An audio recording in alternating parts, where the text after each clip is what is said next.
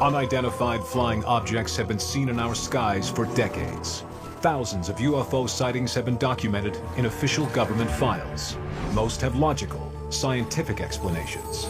Yet some cases remain unexplained, classified, unidentified. Can newly released files reveal the truth behind these UFO encounters?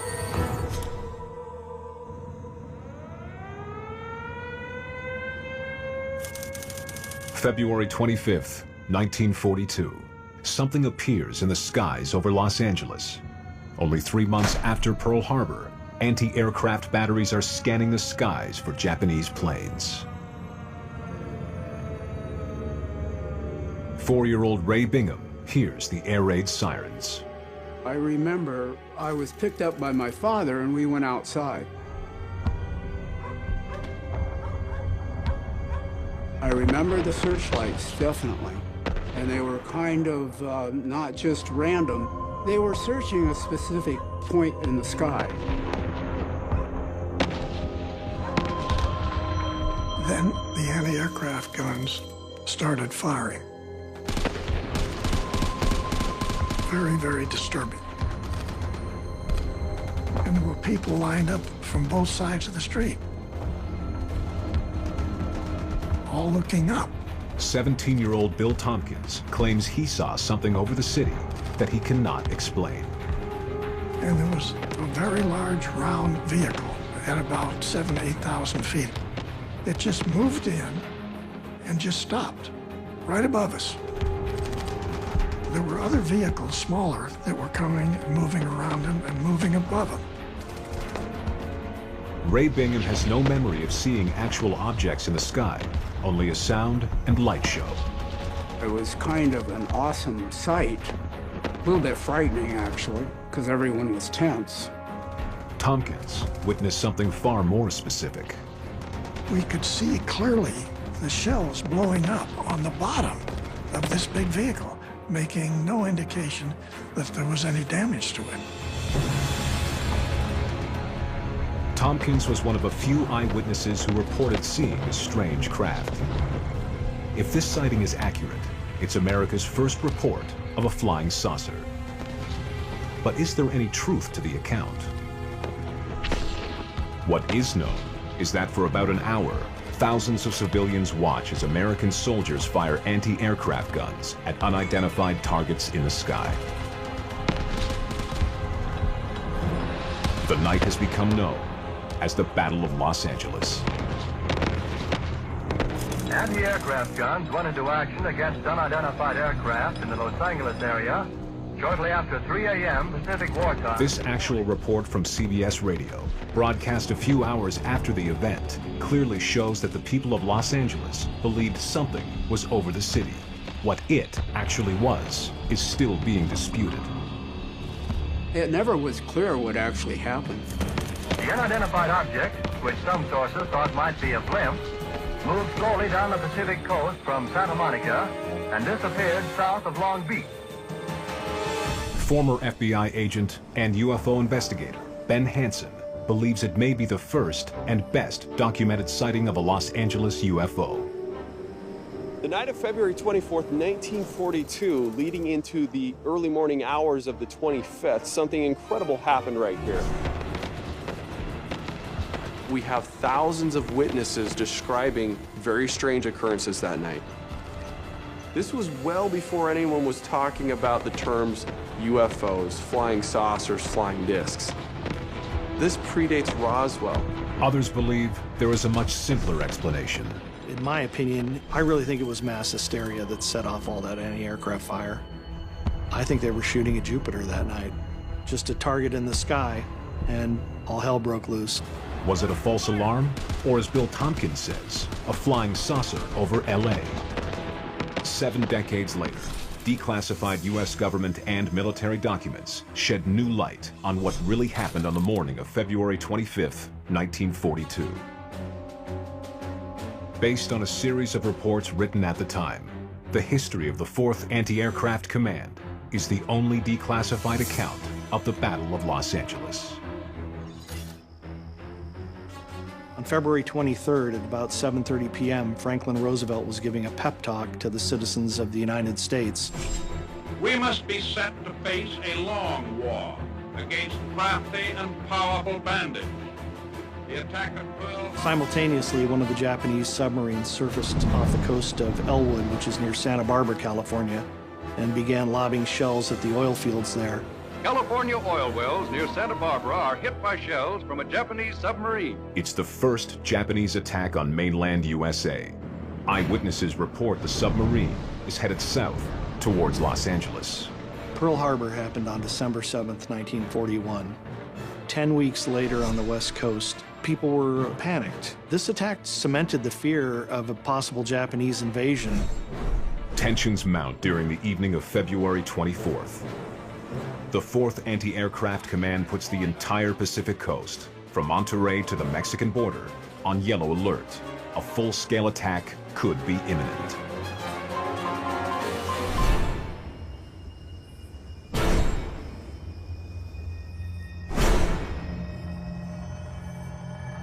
Over 250 anti-aircraft guns point to the skies. Inexperienced gunners nervously await a possible invasion. The declassified government document reports a sudden change just before 2 a.m. on the morning of February 25th. The reports indicate that radar picked up a target 120 miles off the coast of Los Angeles. But right out here, the object comes due west, comes in east towards Malibu, and then starts to turn southward right over here, Santa Monica, towards Los Angeles. At 2:21 a.m., as the object appears to approach the city, a blackout is ordered. By 2:30, the gunners were told that they were on green alert status 1, which is fire at will. At 2:43 a.m., an officer reports something in the sky south of downtown Los Angeles. Faced with the prospect of another Pearl Harbor, they take no chances. One set of gunners thought they saw targets at about 18,000 feet. What is that? Got him. Got him. Got him. Target acquired. And they fired at will. Fire. Fire. Firing 76mm shells into the air like crazy. The sky was described in the LA Valley as erupting like a volcano. It was total chaos. The anti-aircraft gunners were firing at perceived targets. They weren't verified targets. We have 3-inch artillery shells, 50 calibers, mortars. Shells were coming down into neighborhoods. A number of people were killed. 6 people are confirmed to have died, making the Battle of Los Angeles the deadliest UFO sighting on record. The whole sky lit up, waking people out of bed thinking, what is going on? The eyewitness reports are wildly inconsistent. Some claim they see entire squadrons of heavy bombers in formation. Some see bright lights. Others describe seeing a strange, whitish sphere, like a large balloon. If you look west, as far as you can see is where Santa Monica is. From those hills is where the object first appeared, slowly meandering as far inland as Baldwin Hills, Culver City, where we're standing. At this point, the object turns and goes back towards the coastline over Long Beach and out towards the ocean. At 4:13 a.m., the last sighting is reported. Soon after, the targets disappear without a trace. No bombs were dropped, no casualties sustained. The civilian deaths are not the result of bursting shells, but car crashes and heart attacks attributed to the dramatic events of the night. And after firing 1,400 high-explosive shells into the sky, the U.S. military doesn't bring down a single enemy target, leaving civilians and soldiers unsure of what they had just seen. Was it a false alarm, a failed Japanese air raid, or, as some claim, a mass eyewitness sighting of something that we now call a UFO?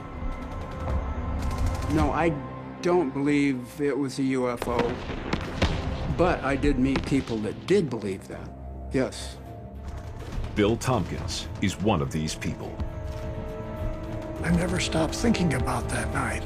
I knew that it was something extremely important, that something had definitely taken place. I felt that some enormous extraterrestrial vehicle had made a pass over Southern California.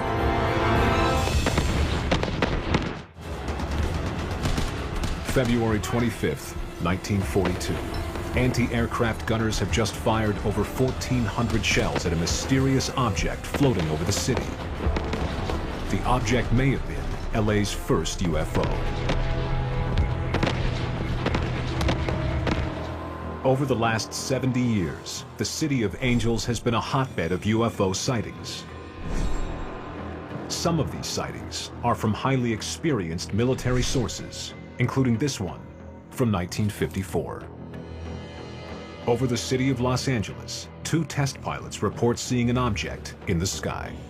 They describe it as pencil-thin, stationary, floating horizontally, and appearing to be solid and metallic. This sighting is filed in Project Blue Book, an American Air Force UFO initiative that investigates over 12,000 UFO sightings between 1952 and 1969, when the project is terminated. It was an effort by the Air Force to find out what these phenomena may have been and to capture these reports and analyze them and try to figure out if they were any kind of threat to national security. And they looked at 12,000 and change separate sighting incidents that they had reports on. And they developed a way to capture this data and ultimately came to the conclusion that most of these had explainable origins. Project Blue Book classifies the great majority of the sightings as simply birds, clouds, airplanes, or stars. Some of them still were listed as unexplained. Out of the 12,000 cases, 701 remain unidentified. There is no known explanation. The Los Angeles 1954 sighting remains on the Air Force's records as unsolved and unidentified.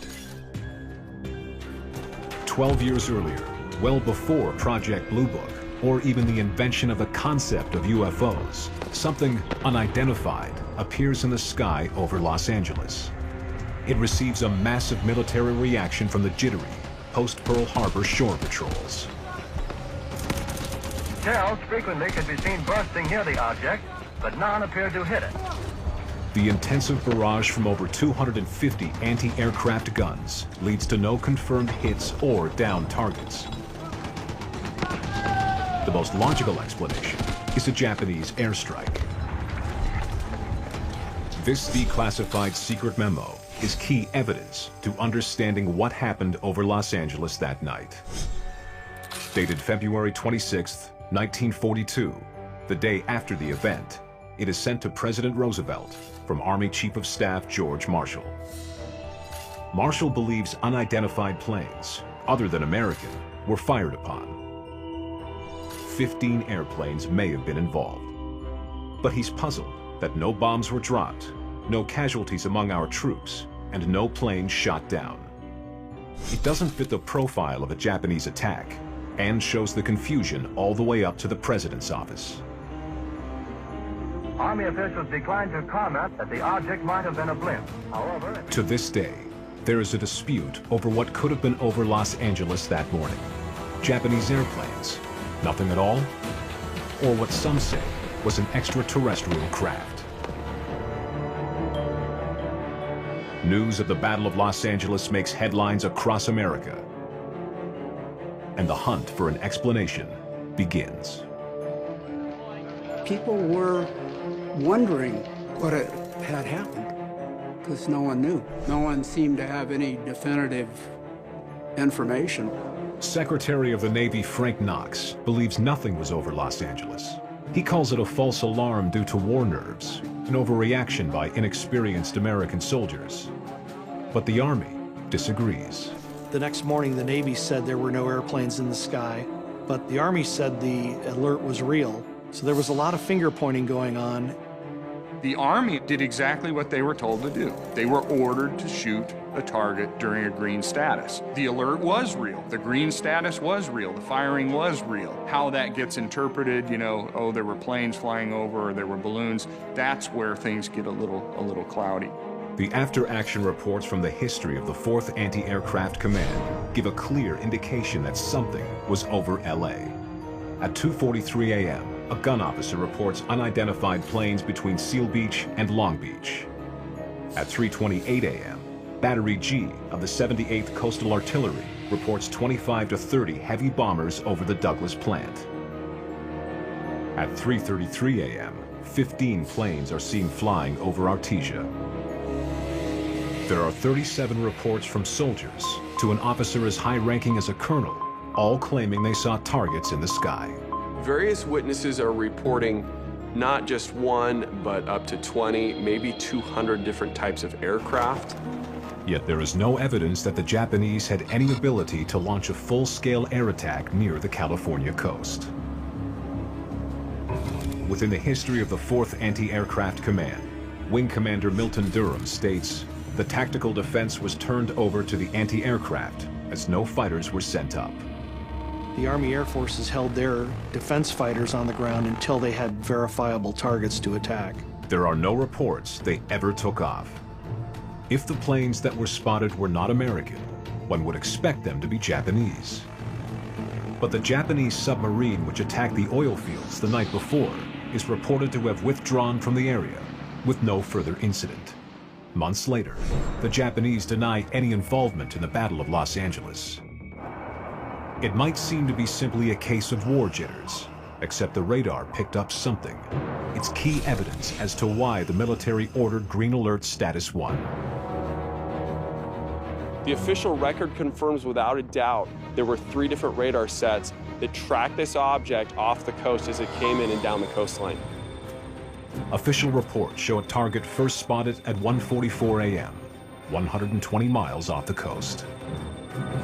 For almost 45 minutes, 3 separate radar operators follow it until, at 3 miles off the coast, it disappears.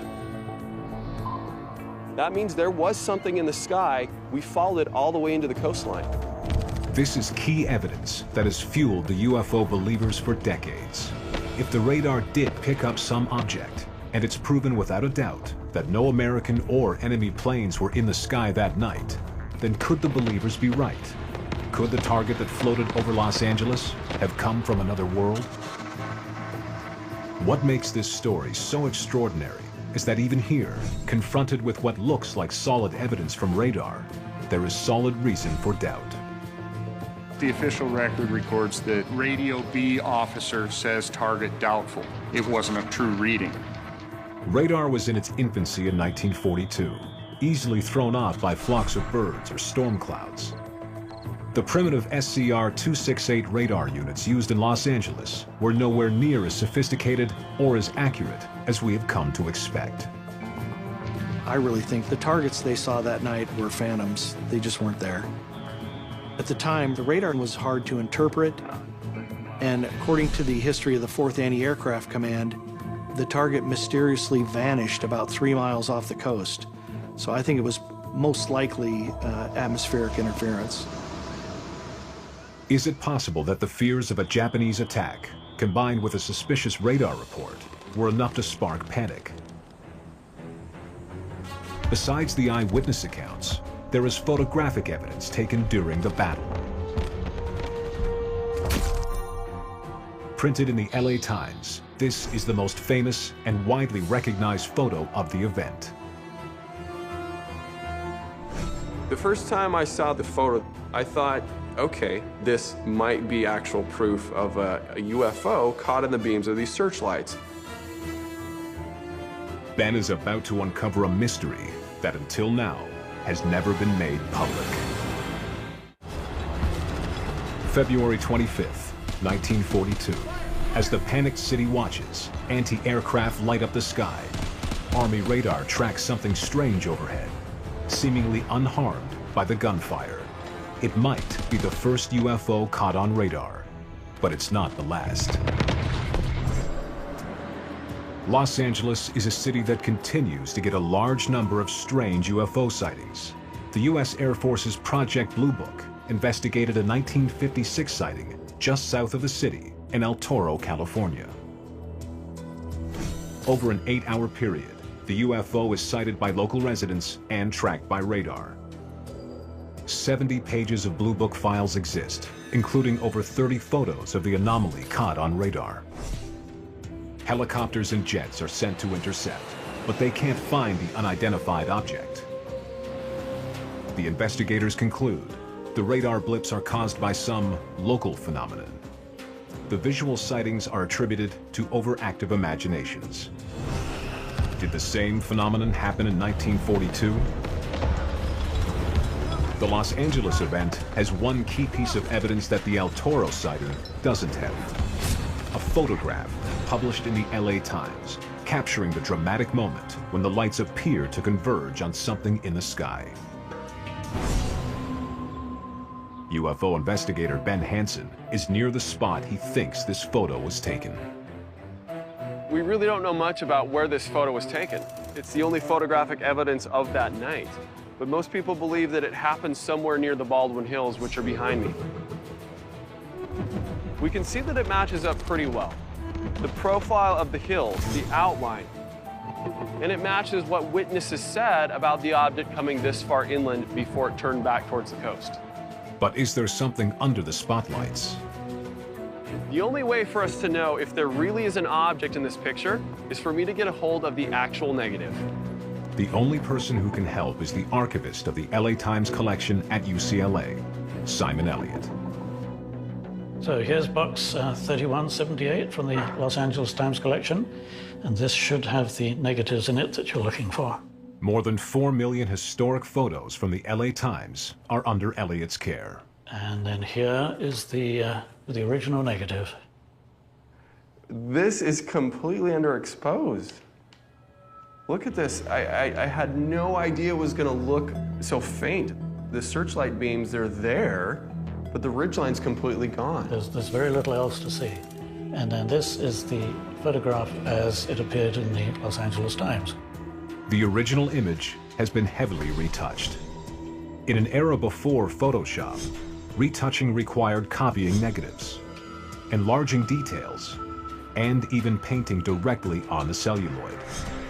Is this simply to make the photo look better in print? Was the retouching meant to insert an image of something that really wasn't there? And does the original negative contain details that are hidden in the published version? Then, before the analysis even begins, archivist Simon Elliott spots something he's never seen before. There is, in fact, one thing that I hadn't noticed before, is that you have these notch codes in the edge of the negative. This one has a completely different notch code in it. So this was clearly taken with a different stock of film. Out of 4 million photographs in the LA Times collection, this is the first negative the archivist has seen that's been shot on a different film stock. It is rather a curiosity. It's not something I've seen in any other negatives in the collection. Times photographers all use the same film from the same manufacturer. That this one is so completely different suggests that maybe the negative was not taken by a Times photographer. So, where did it come from?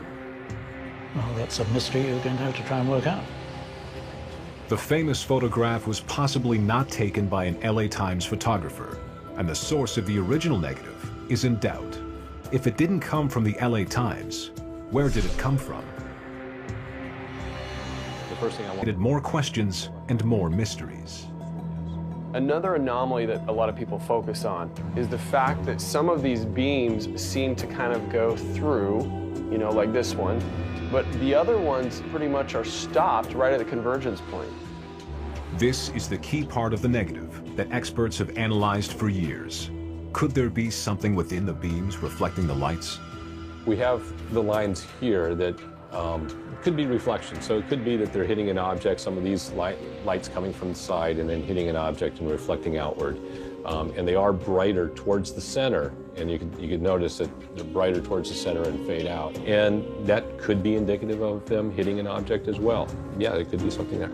The beams do appear to be reflecting off something at the convergence point. Is it an illusion? would the original negative supply any more information or prove conclusively that the object existed? And finally, if there is indeed an object behind the glare of light, how is it that it wasn't shot down? Some believe that an object was actually shot down, and they say they have proof. But if something was, what was it? The day after the Battle of LA, the Secretary of the Navy reported to the press that it was a false alarm, simply a case of war jitters.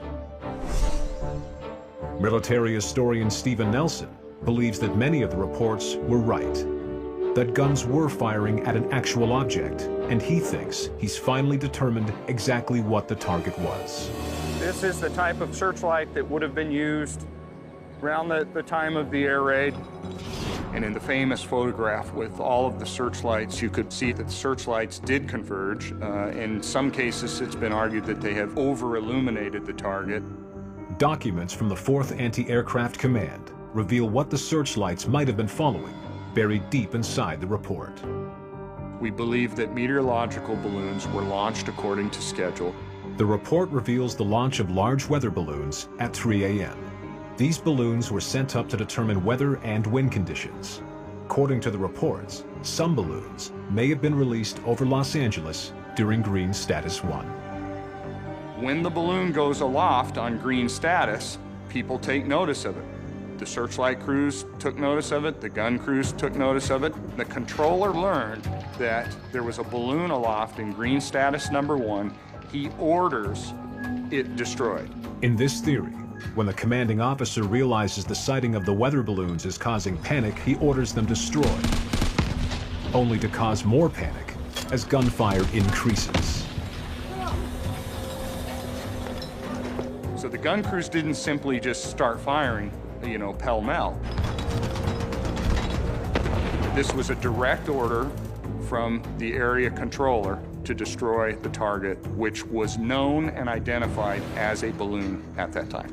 But there are other interpretations, though, but that is my interpretation. But this balloon theory, although plausible, does not account for the reported sightings of various aircraft by military personnel.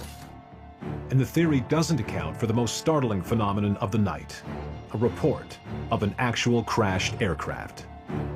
The Navy stated they were receiving reports that they had downed aircraft at about 180th Street in Vermont.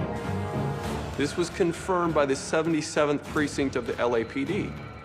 There are numerous reports that night, both from men with a great deal of experience to people with almost no experience, and they claim to have seen aircraft being shot down. It's a startling claim.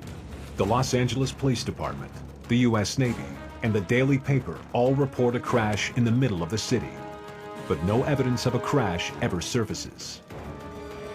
Stephen Nelson believes there's a simple explanation. When you have bursting shells in the sky, there are often embers and burning things that come down. Perhaps, they may have seen that sort of sputtering down from the sky.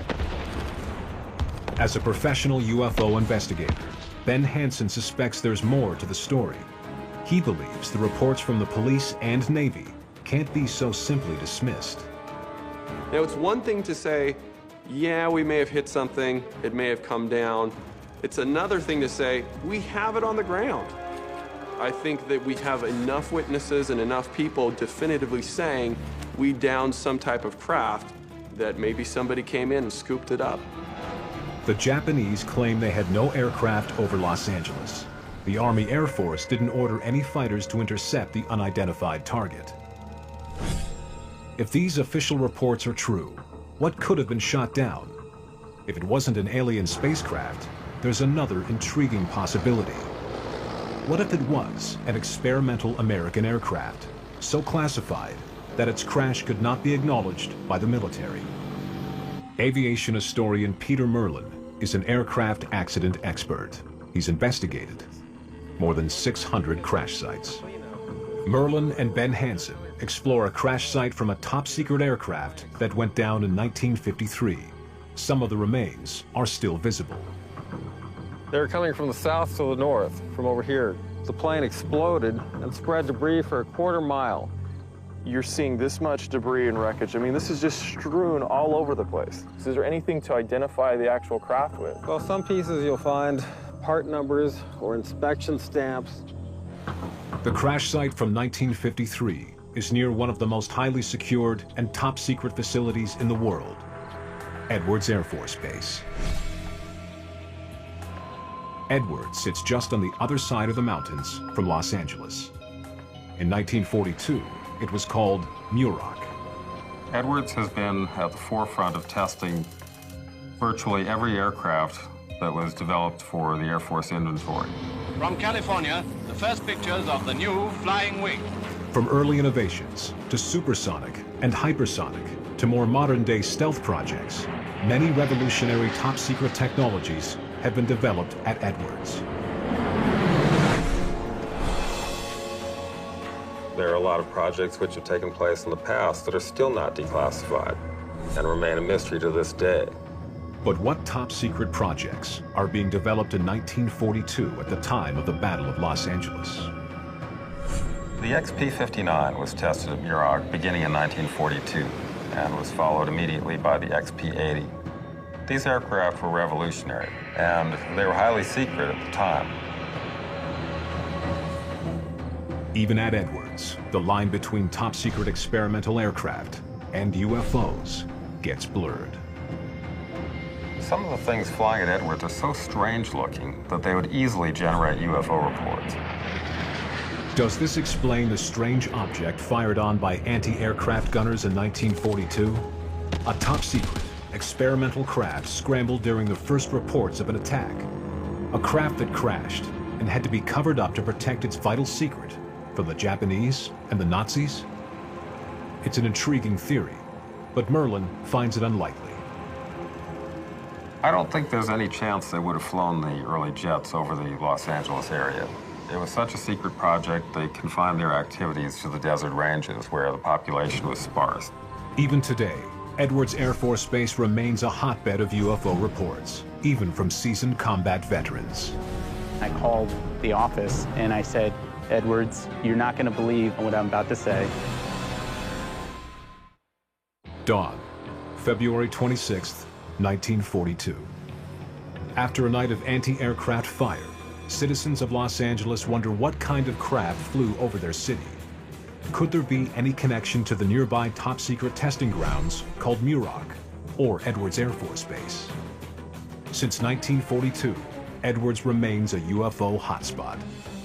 There are a lot of UFO stories surrounding Edwards. Some of them are elaborate to the point of being unbelievable, like UFO landings with visitors.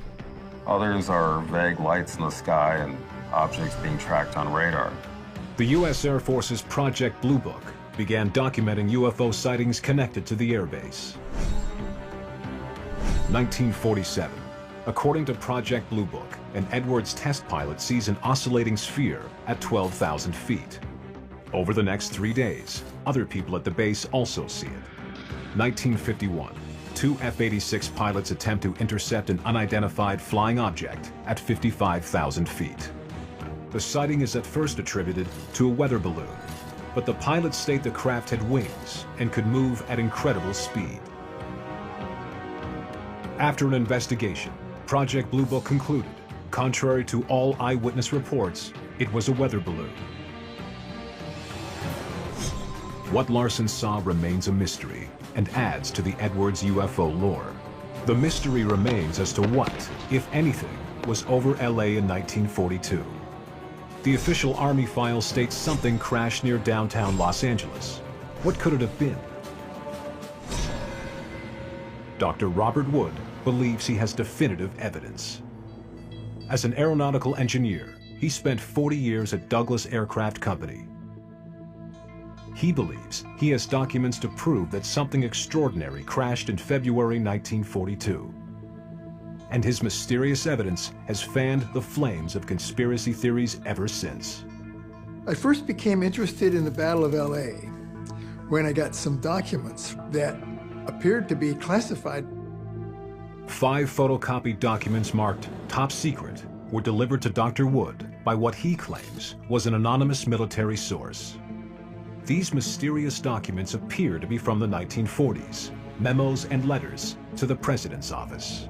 They excited me a great deal because it seemed as if the documents suggested strongly that we were being attacked by UFOs and that we were shooting at the UFOs and that we might have shot a couple of them down. Every way I looked at them, it seemed to me that they had all the earmarks of authenticity. One of the 4 documents is already confirmed and well known among historians. The memo from George Marshall to President Roosevelt, written the day after the Battle of Los Angeles. But it's the other 4 documents that are in question. When I found out that it looked as if we really had recovered craft, I got very excited. This is a memo 1 week later from FDR to George Marshall saying that we have actually recovered 2 craft. One was recovered in the San Bernardino Mountains and the other was salvaged by the Navy at sea. This headquarters has come to a determination that the mystery airplanes are in fact not earthly, and according to secret intelligence sources, they are in all probability of interplanetary origin. So those are the words right in this document in March, 1 week later, 1942. Dr. Wood's documents seem incredible, yet there is no other verification or support for these claims, and no other copies besides the mysterious documents that Wood claims he received anonymously. Even UFO investigator Ben Hansen questions the authenticity of Dr. Wood's documents.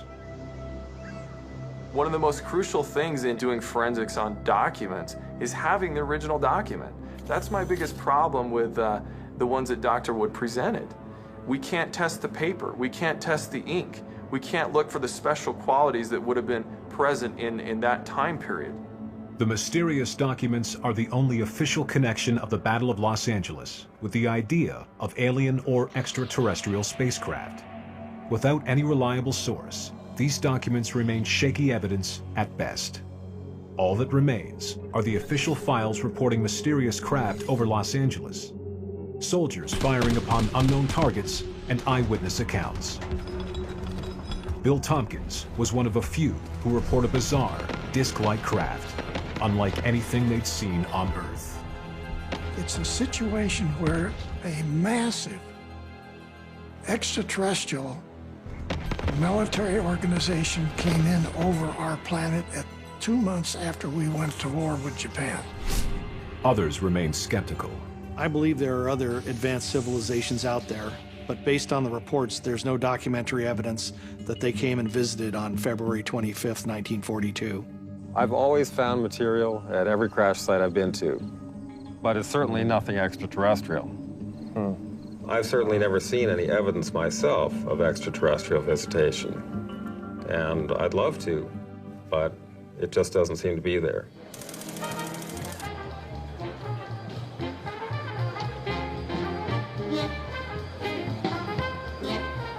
Stephen Nelson prefers a different approach to commemorate the event. Every February, the actual site of the air raid guns hosts a celebration of the Battle of Los Angeles with reenactors, 1940s music, and World War II veterans. I don't want to destroy people's theories and their ideas. I just think that there has been precious little focus on the men that served that night and the circumstances behind it. Rather than look at it as an embarrassment, we should look at it as a lesson. And the men that served that night actually went on to do great things in World War II. And that is the story of the air raid, I think much more important than speculation on a UFO or something of that nature. Ben Hansen believes that despite decades of investigation, the event remains a mystery. We have hundreds, if not thousands, of witnesses who saw some type of strange object over Los Angeles. As to what it was, we may never know. On the one hand, we want to determine with a final exact what happened that evening. But I think with the passage of time and the loss of the eyewitnesses, I think it's forever going to be open for speculation. The official files clearly show the confusion of the night. Government reports mention both planes and balloons in the skies, yet there is no conclusive evidence of either. Eyewitnesses claim bizarre sightings with no evidence to back them up. Even the famous photograph turns out to be inconclusive, since the original has disappeared. And the alleged leaked documents of Dr. Wood refer directly to interplanetary aircraft, but their authenticity is seriously questioned. The events of February 25th, 1942 remain a mystery, leaving the case study of the Battle of Los Angeles unidentified.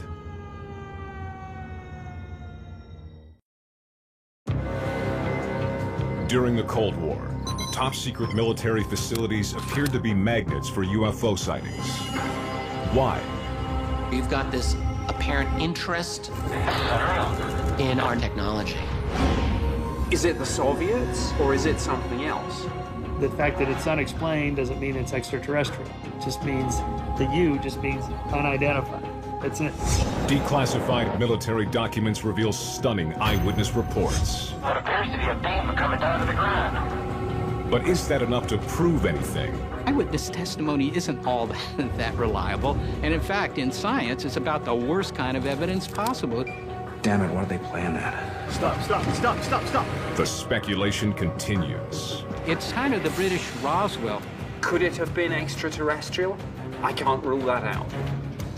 Was it paranoia-fueled misperception, hoax, or truly unknown? Unidentified flying objects. They've been reported in our skies for decades. Thousands of UFO sightings have been documented in official government files. Most have logical, scientific explanations, yet some cases remain unexplained, classified, unidentified.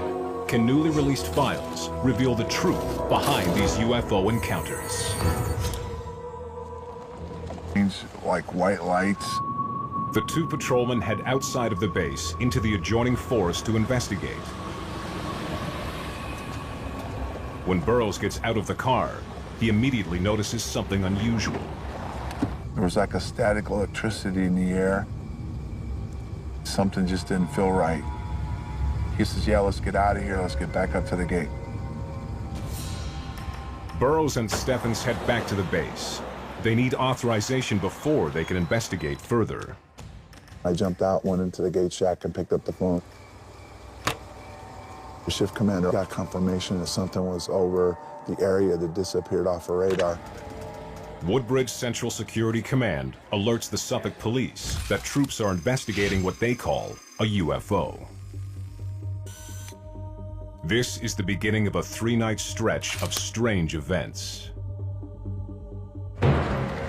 Staff Sergeant Jim Peniston and Airman Edward Cabansag are assigned to join Burroughs. Their orders: investigate unidentified lights in Rendlesham Forest. But some thought the phenomena of UFO sightings at nuclear facilities deserved more investigation. In the early 1990s, Nick Pope was an employee of the British government's Ministry of Defense. One of his duties was to investigate UFO phenomena and determine any potential threats to national defense. The vast majority of sightings were easily explainable, but a few remain riddles to Nick Pope. During my time on the Ministry of Defence's UFO project, it was clear to me that the Rendlesham Forest incident was Britain's most significant and compelling UFO case. More than a decade after the sighting, he investigated the Rendlesham files, including the theory that something landed, though no photos of any landing evidence have ever surfaced. The 3 indentations, when plotted out, formed a triangle shape. What is this object? Is it the Soviets, or is it something else?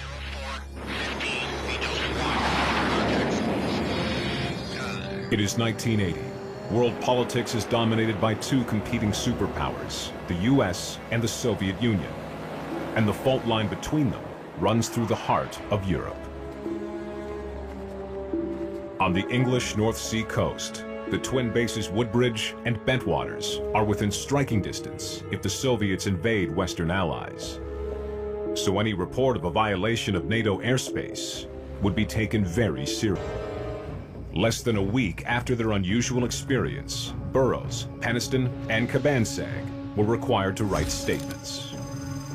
Detailed witness statements were taken from the key participants. These declassified documents from the U.S. Air Force archives are first-person accounts of the events from that night. The whole area just turned white. We all hit the ground. I would have been in the center. Ed would have been to my right. Jim would have been to my left. The eyewitnesses were instructed to sketch their version of events. I also drew what the object looked like to me, how I perceived it. Red light, sunlight, had white light coming out from underneath it and blue lights mixed in with it. The three statements were consistent: blue, red, white, and yellow lights. Sergeant Peniston's statement includes his judgment that the object was definitely mechanical in nature. Could this have been classified U.S. technology in one way or another? Author and UFO researcher Richard Dolan has studied the case in depth. Could it have been a falling satellite, like some people have said? No, I don't think it could at all have been a falling satellite. At all. How does that explain what happened in the forest? The Russians? No, not really. I mean, there's just no evidence. There's no reason to think that this was Russian technology. Skeptics think this lack of evidence is okay, as long as people don't try to fill the void with alien visitation theories. Because we can't explain everything. Michael Shermer is a science author and publisher of Skeptic magazine. What ufologists do, they take those handful of little anomalies, like, see, it wasn't Venus, it wasn't swamp gas, it wasn't the Air Force wasn't there, so it has to be an alien. No, it doesn't have to be anything. It could just be, I don't know what it is.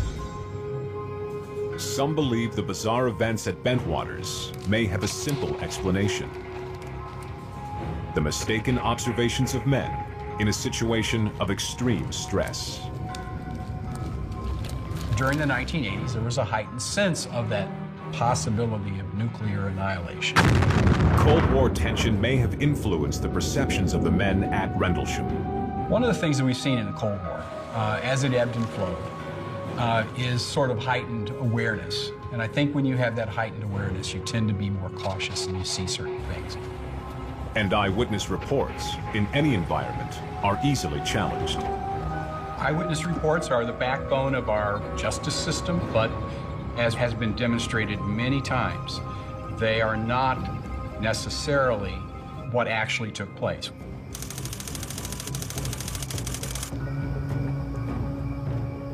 We got lights over Rendlesham Forest. For 2 more nights, the strange lights returned to the twin NATO air bases near Rendlesham. No documentation for the second night sighting has ever surfaced. The third night was different. This time, senior officers were involved. Deputy Base Commander Lieutenant Colonel Charles Halt was a first-hand witness. He decided to go to the clearing where Burroughs and Peniston had had their encounter on the first night. Halt's intention is to defuse this whole situation. Rumors about the UFO sightings have been sweeping the base. So Halt wants to go out here and debunk this whole UFO nonsense. While there is still no photographic evidence of that night, there is an audio recording. Colonel Halt habitually carried with him a small handheld cassette recorder. 150 feet or more from the initial, I should say, suspected impact point. That night in Rendlesham Forest, Colonel Halt recorded a startling event in real time. But was it real? There is no doubt about it. This is weird. Colonel Halt and his men are trying to identify the lights in Rendlesham Forest near 2 military bases. We got lights over Rendlesham Forest. Anyone see it? One reason for the extreme caution: the bases were rumored to be hiding places for nuclear weapons. There was absolutely no tolerance for a security breach. There have been a number of allegations over the years that nuclear weapons were kept at Bentwaters and/or Woodbridge. But it was not the first time UFOs were reported around secret nuclear facilities. In the 1940s, Los Alamos was ground zero. It was the real center for U.S. nuclear technology. Los Alamos, New Mexico is the legendary birthplace of the atomic bomb. Here, the greatest minds of 20th century science cracked the atom and unleashed the power of nuclear fission. An FBI document reveals one strange event that raised concern. December 1948, University of New Mexico. Astronomer Lincoln La Paz reports witnessing a green fireball from his lab in Albuquerque. He triangulates his observations with other eyewitnesses. He predicts it is heading towards Los Alamos. An unknown object was tracked going at an unbelievable speed. At one of America's most secret facilities, anything strange in the sky caused a reaction. So out of caution and curiosity, the U.S. government commissioned Dr. La Paz to study the phenomena at Los Alamos. Other eyewitnesses agreed with La Paz, reporting that the object appeared as if controlled. Subsequent research and debate never fully explained the fireballs. Some thought it was a craft, others thought it was a natural phenomenon. But all agreed it was mysterious, at a time when mystery and tension ruled global politics. During the Cold War, nuclear secrecy was the order of the day. Any perceived security breach at a military facility was serious business. Duck and cover. Apprehension, and sometimes paranoia, pervaded both the armed forces and the general public. Duck and cover under the table. Then, such a mentality could have shaped perceptions of any UFO eyewitnesses in 1940s Los Alamos or 1980s Great Britain. At Rendlesham Forest, Sergeant Jim Peniston reported something he believed to be definitely mechanical in nature. Some thought that an entity, foreign or alien, was spying. If nuclear weapons were secretly stored at Bentwaters and Woodbridge bases, the heightened secrecy and watchfulness could have caused an overreaction to a strange phenomenon. But the story was about to get even stranger. On the third night of the incident, Colonel Charles Halt led a group into the woods, tape recorder in hand. There is no question whatsoever about the authenticity of this tape. But there are many mysteries about the story on the tape.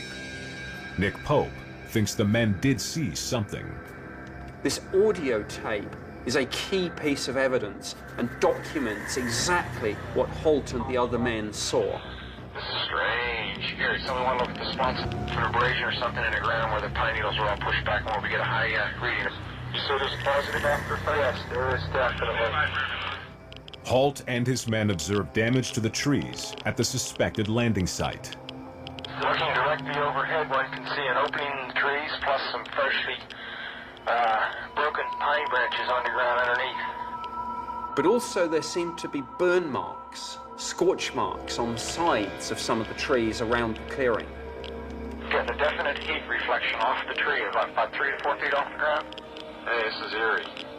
There are these peaks in radiation levels in the three indentations and on the faces of the trees. And at that point, it becomes a reality for Holt because somebody calls out, "Sir, it's back. Look there, through the trees." Right at this position here. Hey, I see it too. What is it? It's a strange, small red light. There's no doubt about it. There's some type of strange flashing red light ahead. It's yellow. I saw a yellow tinge in it too. Weird. Let's move out to the edge of the clearing so we can get a better look at it. Halt's team moved forward. They really don't know what to make of this thing.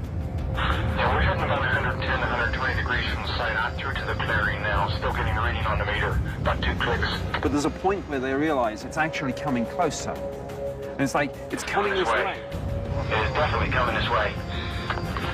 Pieces of it are shooting off. There is no doubt about it. This is weird. You listen to that tape, you can hear the tension and the fear in those men's voices.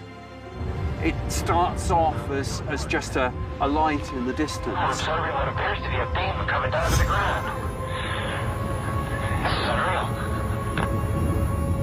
Was this communication?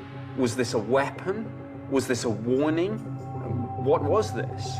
The story of the mysterious light created a lot of fascinating questions, but it cannot create much of a scientific case.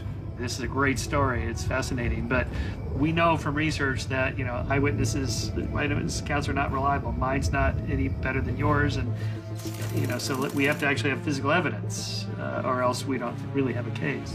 There's also a tendency to assume that people of higher military rank somehow have higher powers of perception.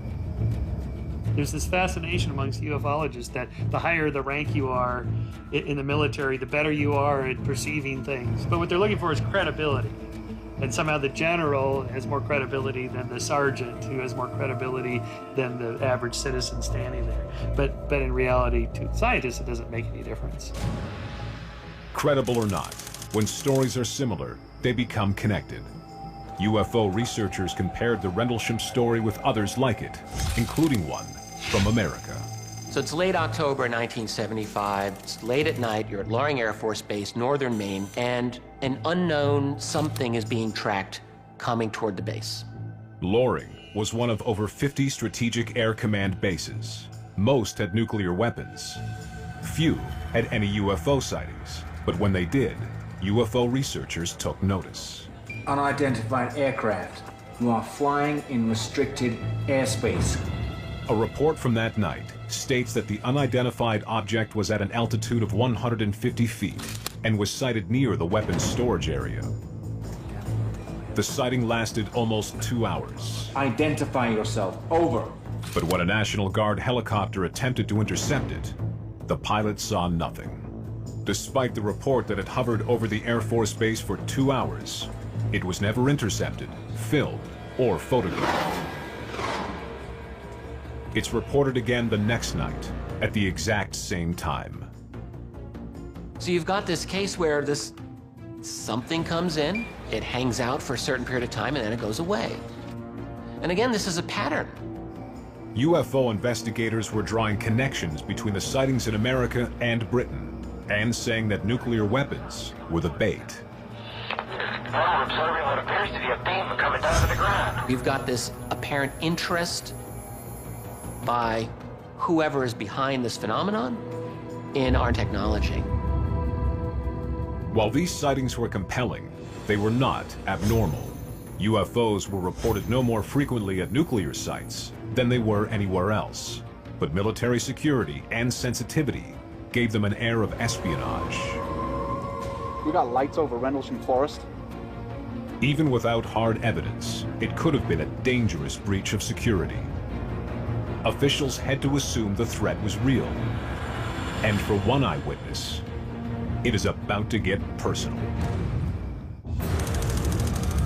It's coming this way. It is definitely coming this way. The two pieces are shooting off. There is no doubt about it. This is weird. This is the third night of sightings near Bentwaters Air Base in 1980. Lieutenant Colonel Charles Halt is trying to get to the bottom of the mystery with a tape recorder in hand. We're observing what appears to be a beam coming down to the ground. This is unreal. The Air Force cordons off the forest to military personnel only. Off-duty patrolman John Burroughs, who witnessed the first night's events, rushes to the scene. When I got out here, I found out there was already a group of people out in the forest doing an investigation. Burroughs requests permission to join Halt's investigation. Myself and one other airman were allowed to proceed forward out into the field and meet up with Colonel Halt's party. Halt and his men are on their way back to the base to report what they've seen. When I met up with Colonel Halt, he turned and pointed out towards what would have been Bentwaters Base, and at that point, I could see a blue light which appeared to be flying around in the sky. With Halt's permission, Burroughs and Sergeant Adrian Bustinza move forward. What happens next is the story they came back with. As the two men move toward the object, Sergeant Bustinza falls to the ground. He felt something actually pushed him down to the ground and held him to the ground. I looked up and it appeared like the object was almost on top of us at that point. Burroughs is mesmerized by the intense light. Everything seemed like we were in slow motion, and the next thing I know, the object was gone. For John Burroughs, what happens next is a total mystery. I have no memory from how I got back from the field all the way up till Sunday night, which would have been about 14 hours where I don't remember how I got home or where I was. According to Burroughs, Colonel Halt summoned him and the other eyewitnesses to file their reports. When we were asked to write the report, I was told just to write a brief summary on the first night while we went out there. Colonel Halt wanted this whole situation to go away. He wanted to forget the whole thing and put it behind him. Halt describes this whole subject as being not career enhancing. Burroughs claims that Halt ordered him to limit his report to the first night and omit the rest. Only Halt reported on the third night, which remains the lone official document describing those events. The Halt memo is entitled Unexplained Lights, but clearly goes on to describe something which goes over and above just lights in the sky. The low-key title is, I think, a deliberate attempt already at the outset to try and downplay this incident. Hope speculates that Halt's report could be describing an extraordinary event, but others think it may be a case of extraordinary imagination in reaction to a very ordinary light source. My feeling is that their original source of the UFO was the Orford Ness Lighthouse. Retired U.S. Navy submariner Tim Printy is an amateur astronomer and UFO skeptic. The lighthouse was in the direction that the airmen went. The Orford Lighthouse is located 6 miles directly east of Rendlesham Forest.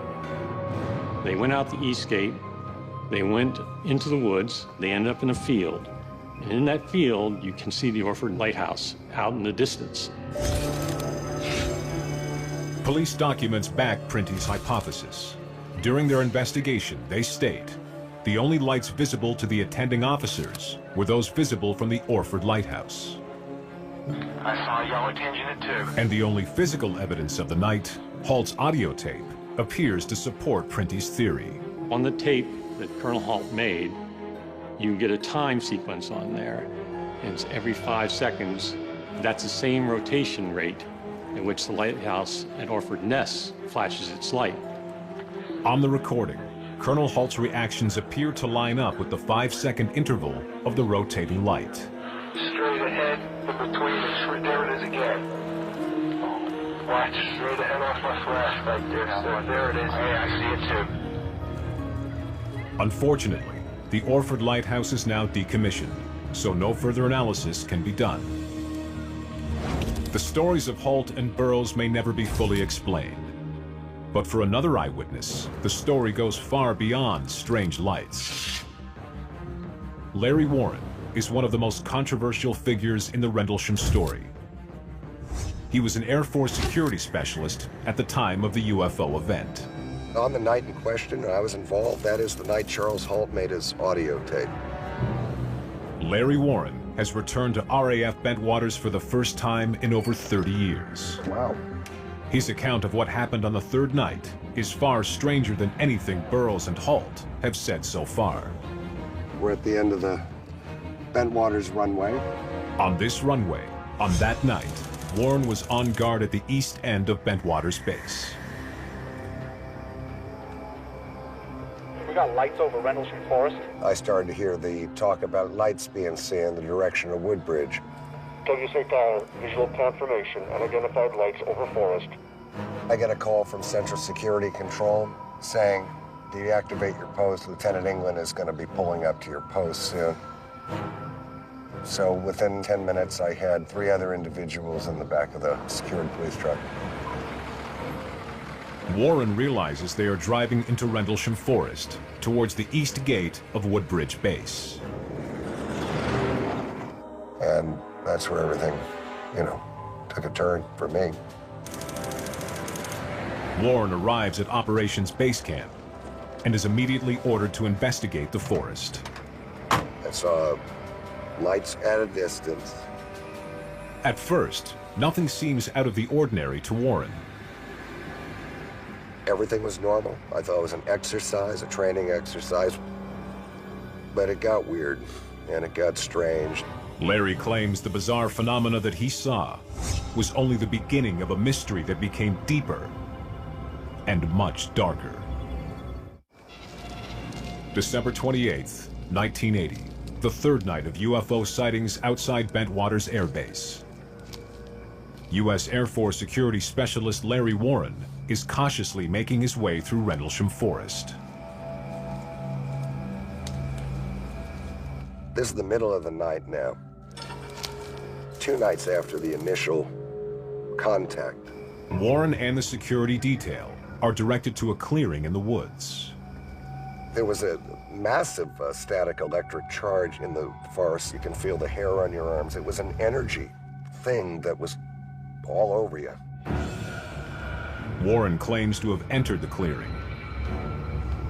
In this field was a mist on the ground. It was 50 foot in diameter. It wasn't hovering above it. It was like a fog. His recollections go beyond anyone else's reports. The cameras now would be behind me off to the right over here, filming this thing, this glowing fog. That was the axis where the commanders came in, right over here. Above that stand of trees, a red light appeared. And this red light came in and it did a downward arc over this field, 20 feet above this mist on the ground, and detonated. And exploded right instantly. And it flashed so bright that it was, there was a moment of blindness.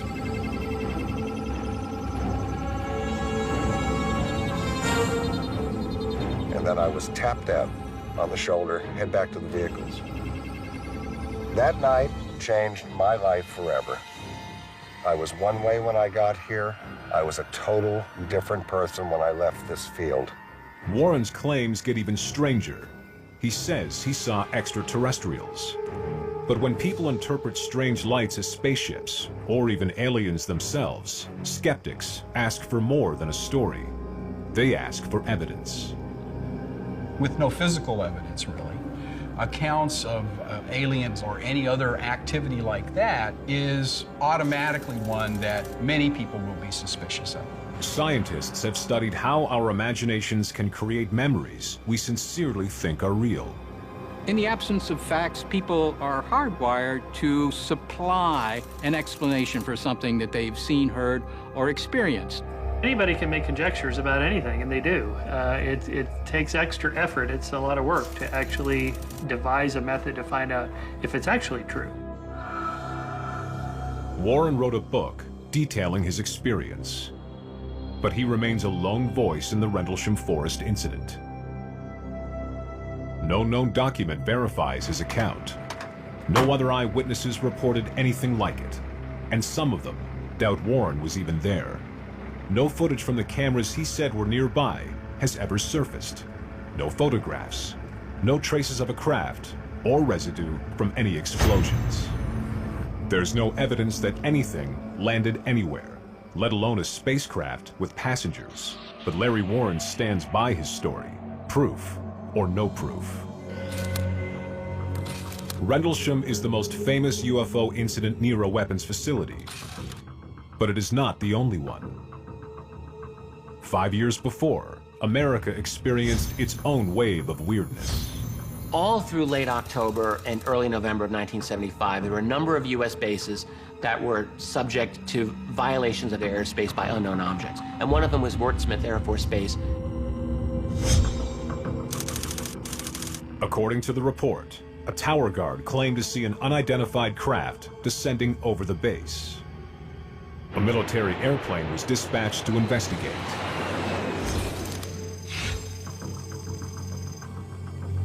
And what ensued is this very bizarre cat and mouse chase. The people operating the aircraft are thinking, are we following one object or two objects? And they couldn't really tell. When military rank and file saw strange things during the Cold War, it's not surprising that officials tried to find out what they were. But at that time, a military base may not have been the best place for a transparent scientific investigation. United States Air Force officer in Europe personally flew in to be briefed about this.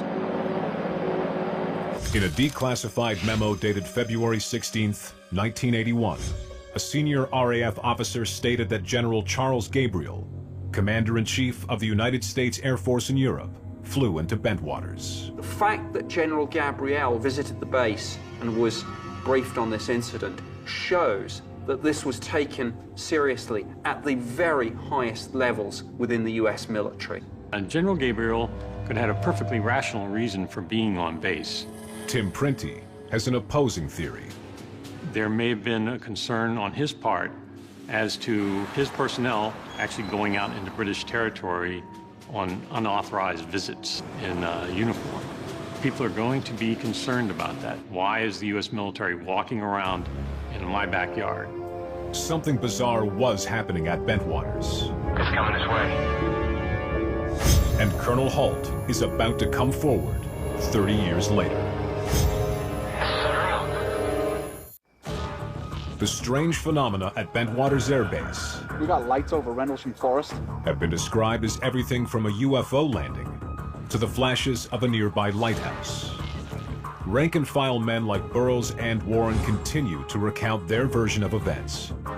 But what about the officer in command on the third night? Colonel Halt maintains public silence about his experiences and has refused television interviews for nearly a decade. Nick Pope interviewed Colonel Halt privately on this subject. Halt felt strongly that something unexplained happened that night. Colonel Halt felt extremely angry and frustrated by the way in which unmarked aircraft were flying in. Finally, Halt ended his silence.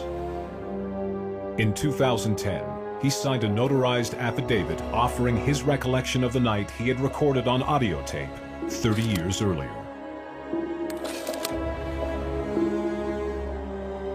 There's no doubt about it. This is weird. Halt states that he believes the objects he saw were extraterrestrial in origin. Now we're observing what appears to be a beam coming down to the ground. This is unreal. Why would the military try to downplay these mysterious events at the time? It may have been for a very timely reason: global tension with the Soviet Union. We're in the War Operations Center at Bentwaters. In the event of a nuclear war or incident, this room would have played a key role. The base's war room infrastructure signaled just how much the Cold War drove the mindset at Bentwaters, and could have driven people to misperceptions. The months leading up to the Rendlesham Forest incident were an unstable period of the Cold War. The Soviet Union had invaded Afghanistan just 1 year earlier. They were also considering military intervention in Poland, where a growing solidarity movement threatened the Soviet grip on power. The U.S. had boycotted the 1980 Summer Olympics in Moscow. Then, Ronald Reagan was elected president on a platform of strengthening the military to better face down Soviet aggression. The delicate balance between superpowers was teetering dangerously. And any base with nuclear weapons felt the tension. But did Bentwaters have nuclear weapons? At that time, governments did not typically disclose where they were storing them. When asked directly, Nick Pope refuses to speak openly. I served for 21 years in the Ministry of Defense, and I signed the Official Secrets Act on my very first day. It binds me for life. I must neither confirm nor deny any of the stories and rumors about nuclear weapons here. But at the time, Larry Warren suspected what history has since revealed. We're at the entrance to Hot Row right here. And it's called a hot row because of radiac material and the ordnance, nuclear ordnance. So it's hot nuke. Frankly, no one would talk about the nukes here on the base or anything. Of course, the military didn't announce the location of its weapons. But for those working on the base, it was hardly a secret. I worked in here one night as a shadow for a cop, and I had a lot explained to me about what was here. We had a huge backline storage of tactical nuclear weapons. A report from the environmental watchdog Natural Resources Defense Council supports Larry Warren's claim of nuclear weapons at Bentwaters. Their research suggests that until 1986, RAF Bentwaters was a storage facility for nuclear bombs, with a capacity of 100 nuclear warheads. Despite the government's neither confirm nor deny stance on the nuclear rumours, Lord Hill Norton, a former chief of the defence staff and a five-star admiral, has been rather more outspoken. In a 1997 letter asking for an investigation into Colonel Halt's claims, Hill Norton appeared to confirm that Bentwaters was nuclear armed. Ministers, and the Ministry of Defense in particular, saying that nothing that took place that December night in Suffolk is of defense interest. It simply isn't true. For Hill Norton, the events at the twin bases were an embarrassing breach of military security at a secret weapons facility. But whether that breach was real or imagined, human or alien, remains in the realm of opinion. Colonel Charles Halt is on record saying he believes the objects were extraterrestrial in origin. There is no doubt about it. This is weird. Richard Dolan believes the bases were hiding nukes, which could have attracted interest from somewhere. Look, if you're an intelligence that's monitoring the Earth, and you're seeing the native species blow up one nuclear bomb after another, after another, after another in these tests all over the planet, you might find it interesting, and you might even be a little bit concerned about what these natives are doing. Tim Prenti has doubts about them both. The energy released in a nuclear explosion, while very devastating locally, is relatively insignificant when you're observing from space. If you're on the moon, you probably wouldn't even notice. Radiation falls off with distance. In other words, the further you are away, the fainter it gets. Many scientists point out that the power of nuclear weapons would be trivial to hypothetical aliens that have mastered faster-than-light space travel to get to Earth in the first place. The UFO nuclear connection is tempting to make, but it is not supported by statistics. UFO sightings were no more common at nuclear facilities than anywhere else. But when bizarre happenings were reported near such facilities, a lack of evidence created a vacuum, and people will always try to fill it up with theories. UFO as a phenomenon is a fascinating area to look at from a cultural perspective. We love the things that are unexplained and seemingly unexplainable. Remember always that the fact that it's unexplained doesn't mean it's extraterrestrial. It just means the U just means unidentified. I'd love if it was true. I think it would be the most spectacular discovery of all time, certainly. But the continued lack of evidence for visitations here is a sign that they probably haven't come here. Rumors flew, and stories grew.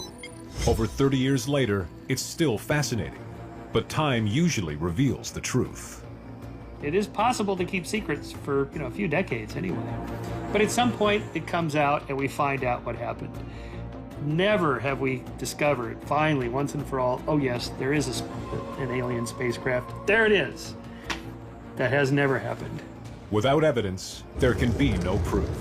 So the speculation continues, and the sightings may forever remain unidentified.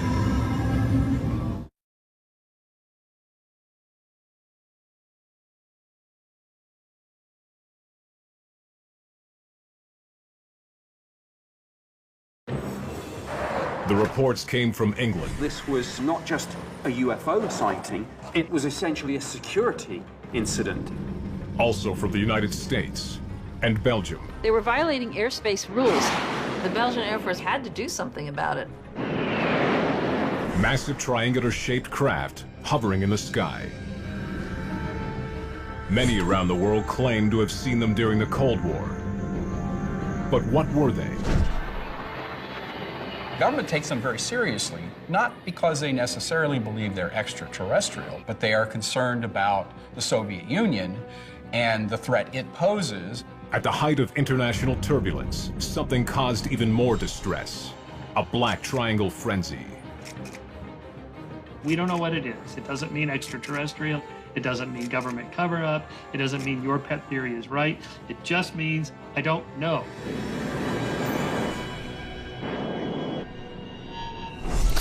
Unidentified flying objects. They've been reported in our skies for decades. Thousands of UFO sightings have been documented in official government files. Most have logical, scientific explanations, yet some cases remain unexplained, classified, unidentified. Can newly released files reveal the truth behind these UFO encounters? March 1990. An Air Force base in Belgium scrambles 2 F-16s to investigate a possible violation of Belgian airspace. Yves Milbergs is one of the pilots ordered to address the threat. The operations center told us something was going on with the UFO over Belgium. Captain Milbergs has been briefed with a description of the object given by an eyewitness on the ground. It was a kind of object of triangular shape, okay, with lights on the edge, kind of dome on top, moving really slowly without noise, and sometimes accelerating very fast beyond supersonic speeds. The order was to intercept and eventually identify those objects. The Belgian Air Force report presents an exact timeline of the evening. 12:30 a.m. Milbergs makes radar contact 20 nautical miles from Beauvechine Air Force Base. It appears to be moving at 740 knots. So we picked up the target the first time at about 20 miles. We had a radar contact, so we could see on the radar a blip. This is the actual radar recording from Captain Milberg's F-16. The square at the top is the target. Which was, in fact, the confirmation that there was something in the air at that moment. And it was the same contact as the ground station observed as well. But just as the 2 F-16 pilots think they are closing in, the target vanishes. If it was an intrusion by a foreign military, it escaped before being seen. If it was a false radar reading, there was nothing there in the first place. But some believed in another possibility.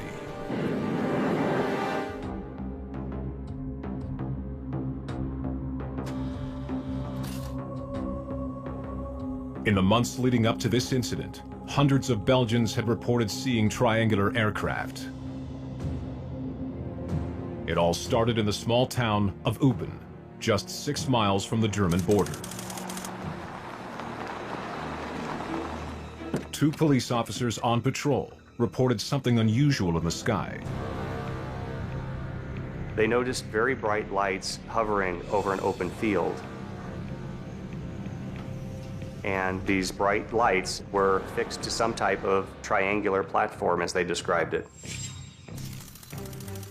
Author and UFO researcher David Marler investigated this incident. The object encompassed the field that was near their vehicle. It was silent. They claimed the object then began to move slowly toward the town. They were gobsmacked as far as what they were looking at. They had no frame of reference for this.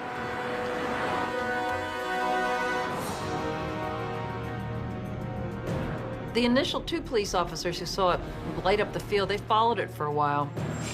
Author and investigative journalist Leslie Kane has interviewed many who claimed to have seen something that night. And it ended up over Lake Gillespie.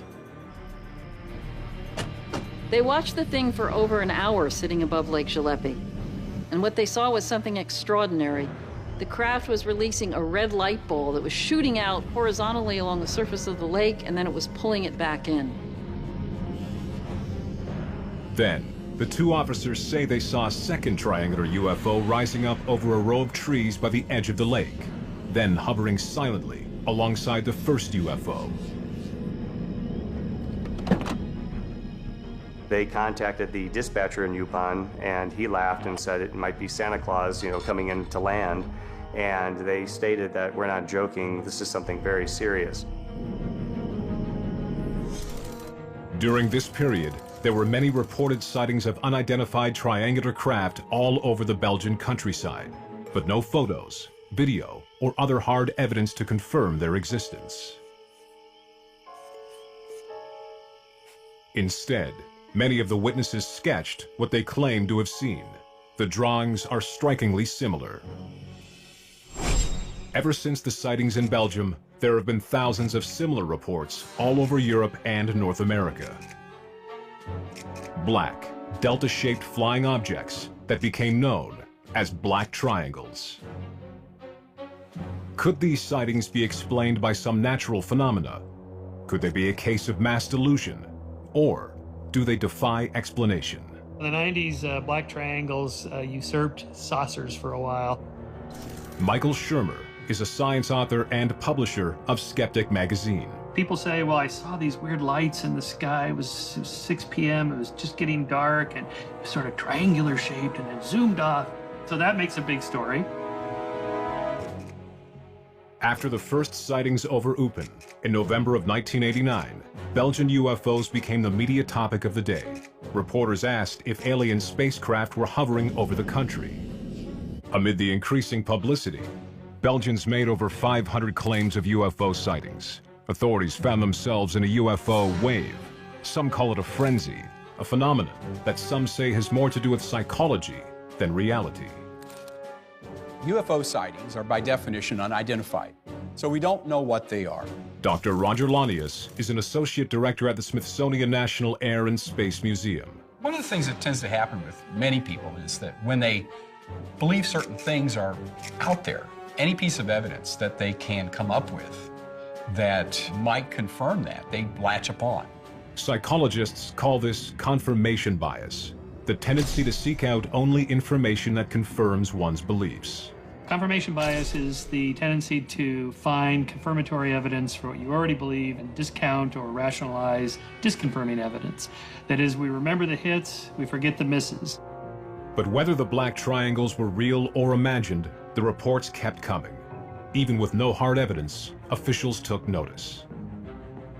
Which is perhaps why the Belgian Air Force scrambled 2 F-16s to investigate a report at the height of the UFO wave. It was an attempt to pin down some hard evidence and confront what could have been a tangible threat. The Belgian Air Force was concerned about this and had to take some action because there was something invading their airspace. The night's events began to unfold before 11 p.m. An off-duty police officer reported seeing 3 strange lights over the town of Jean-Bleu.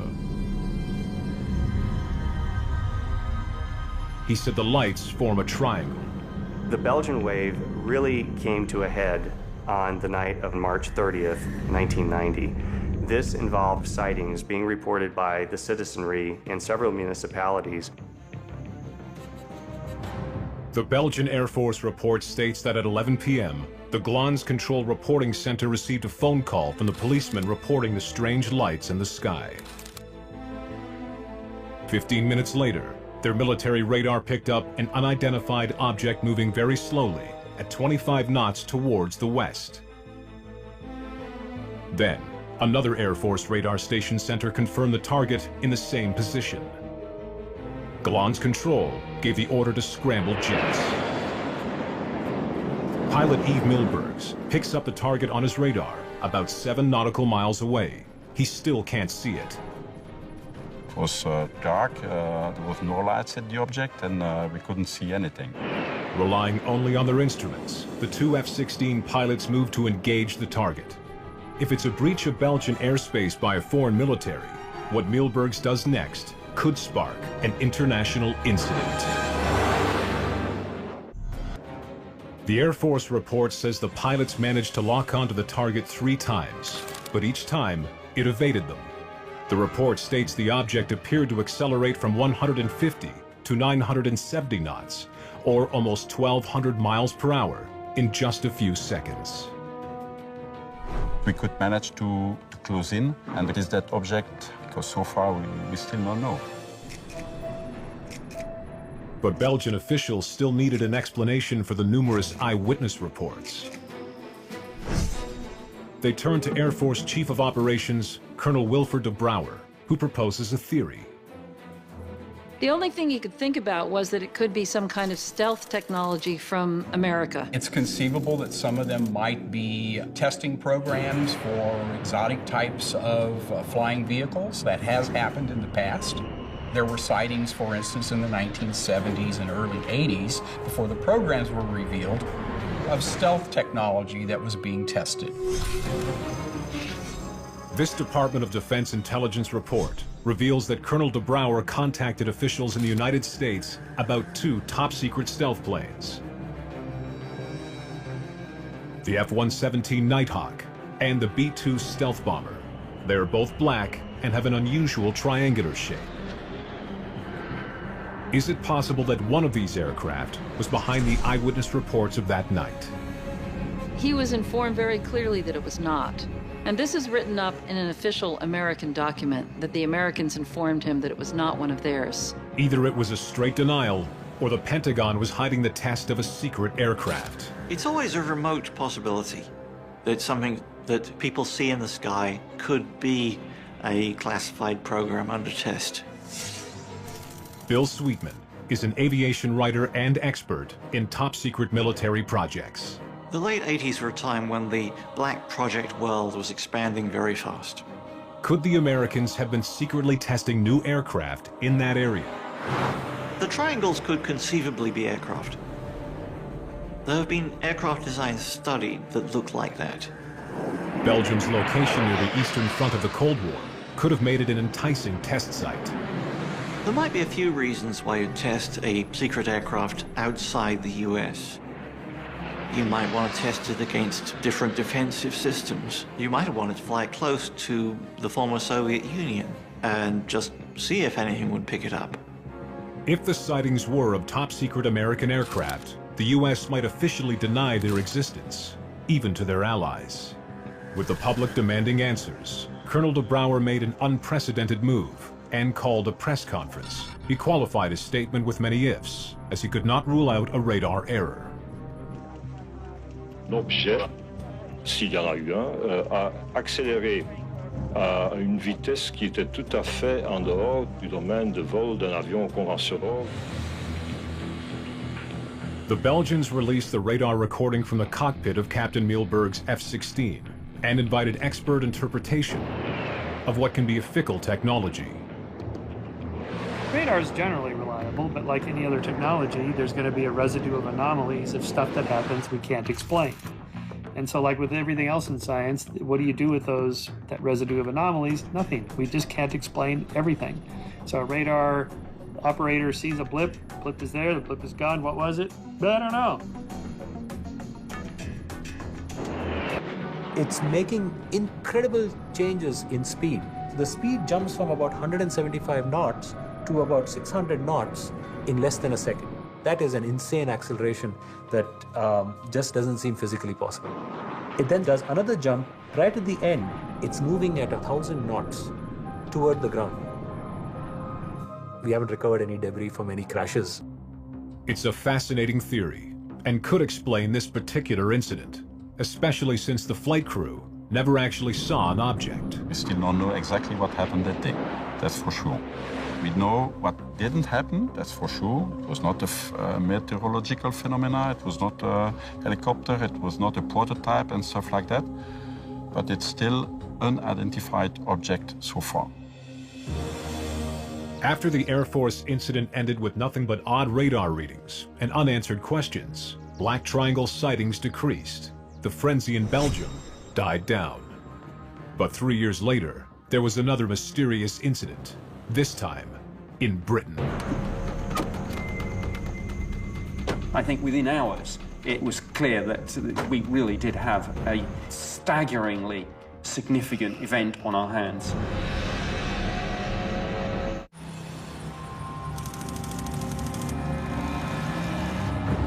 "140 miles northeast of London, exactly 3 years after the sightings in Belgium, 2 Royal Air Force policemen are on patrol outside the RAF Air Base in Cosford.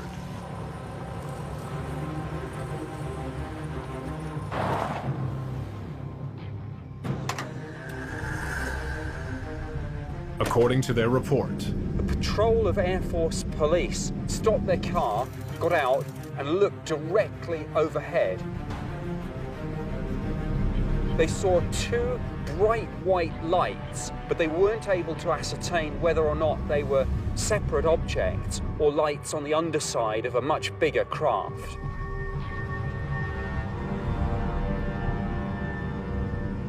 The two corporals return immediately to base and file this report. It is the earliest account of the strange events of the night, events that became known as the Cosford incident.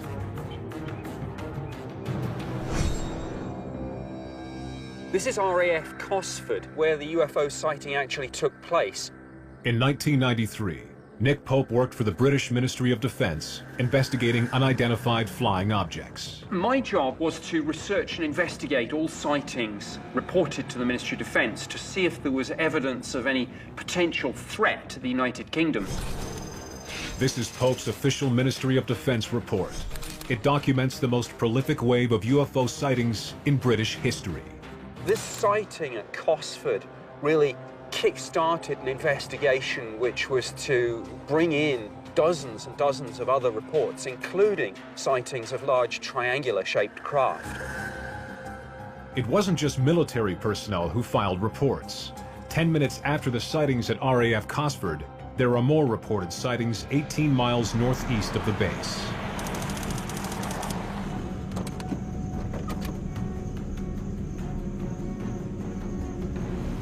One family saw the UFO in a town called Rugeley. They got into their car, as I recall, and actually tried to chase this thing.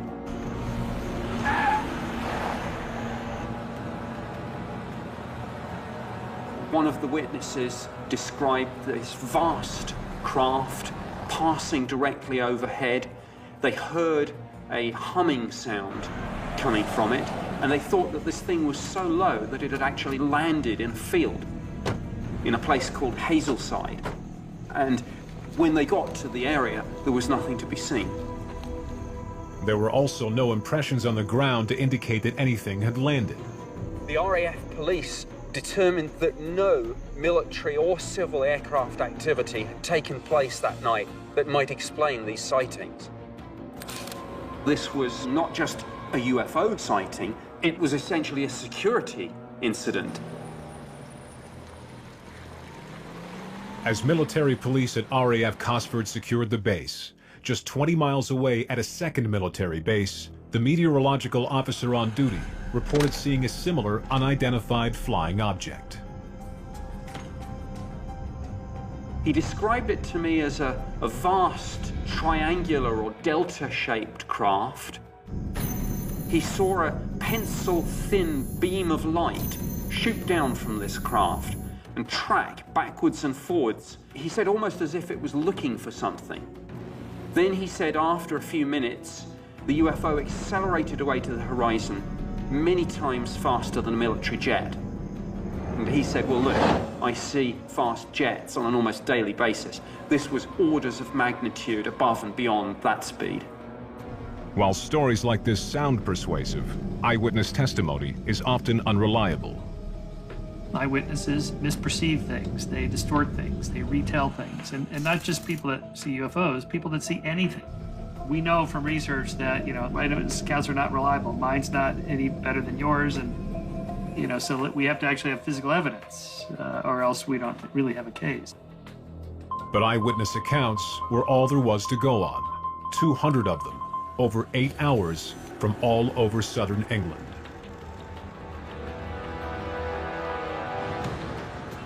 Pope and his colleagues were left to sort through the stories, trying to find explanations that would account for this spate of reports. One by one, we eliminated all the usual things that people misidentify. Bright stars and planets, satellites, meteors, aircraft lights, weather balloon launches.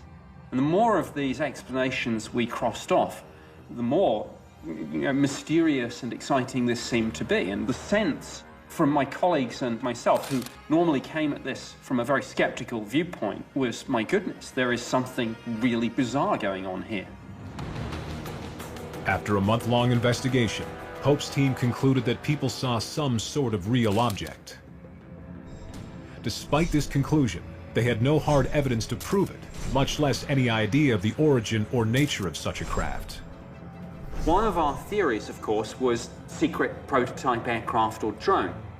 Just as the Belgians had done, the British asked the United States government if it was one of theirs, a large triangular craft capable of hovering, and they got the same answer.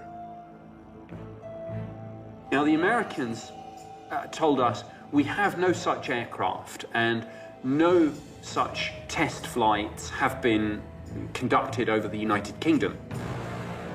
Still suspicious, Pope used a back channel to inquire if the CIA or other defense agencies might have been involved. The American Defense Secretary was apparently incandescent with rage. If we say it doesn't exist, it doesn't exist. And we had to act very quickly to stop this flaring up into a full diplomatic row with our greatest ally. With his investigation at a dead end, Nick Pope can only wonder what really happened that night. I have no realistic assessment of what this could be. If it wasn't some secret prototype aircraft decades ahead of anything that's public knowledge, then I'm stumped. I have no idea. Officials in Belgium and England were not able to come up with a feasible explanation for this rash of sightings. With only eyewitness reports to go on, there were limited scientific avenues to pursue. But soon, it would be America's turn to deal with mystery triangles. I've got that object inside also. It's huge.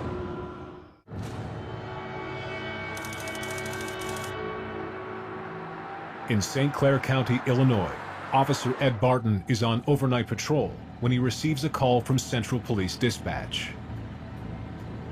Well, this is a call from Highland PD. Reference to a... As he gets the call, Officer Barton is driving south on the main road into the small city of Lebanon.